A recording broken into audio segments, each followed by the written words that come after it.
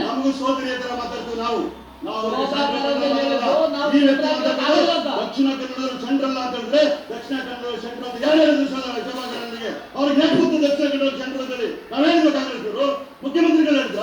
ಯಾಕ ಬಾಯಿ ಮಂತ್ರಿ ಮಾಡಿ ನಿಮ್ಮ ಬಾಯಲ್ಲಿ ನೀವು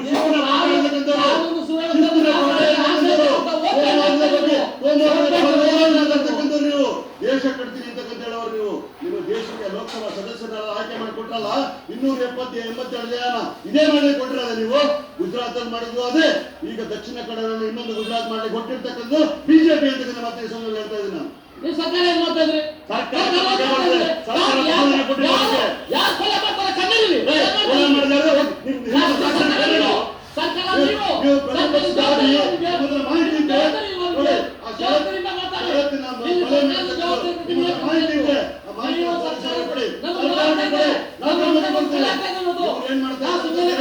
ಒಂದ್ ಕಡೆ ಮಗುನ ಗಿಲ್ಲೋದು ಇನ್ನೊಂದ್ ಕಡೆ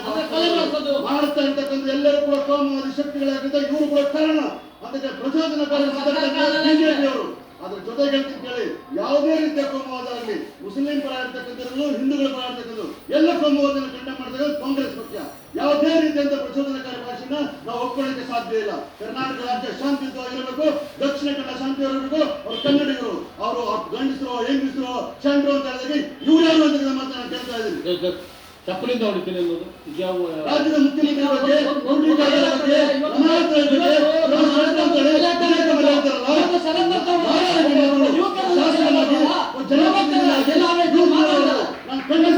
ನೀವು ಖಂಡಿಸ್ತಾನೆ ಇರ್ತೀರಾ. ಕಾಂಗ್ರೆಸ್ ನಿರಂತರವಾಗಿ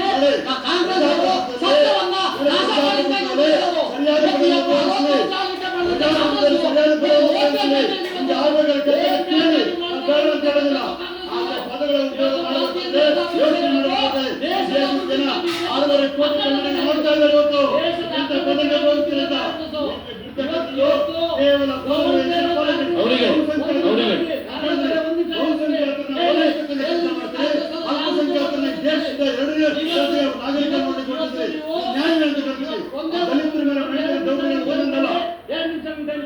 ಈ ದೇಶ ಈ ಬಗ್ಗೆ ಬದುಕಿದ್ದ ಮುಂಚೆ ರೌಂಡ್ ಟೇಬಲ್ ಕಾನ್ಫರೆನ್ಸ್ ಇತ್ತು ಲಂಡನ್ ಅಲ್ಲಿ.